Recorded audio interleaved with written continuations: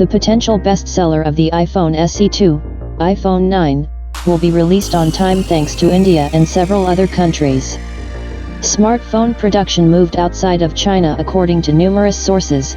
On March 31st, Apple will hold a large event, which will present many new devices.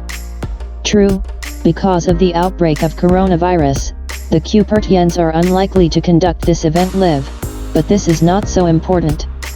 New data indicate that on this day, among other things, the iPhone SE2 smartphone, iPhone 9, will nevertheless be presented.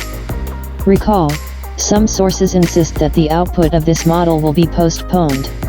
Potential best-selling iPhone SE2, iPhone 9, will be released on time thanks to India and several other countries. Now it is claimed that everything will be on time, as Apple has moved the production of the new smartphone outside of China.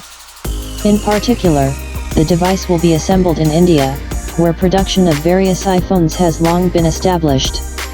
Also, the source confirms that the iPhone SE2, iPhone 9, will cost $400, and the device can pre-order immediately on the announcement day.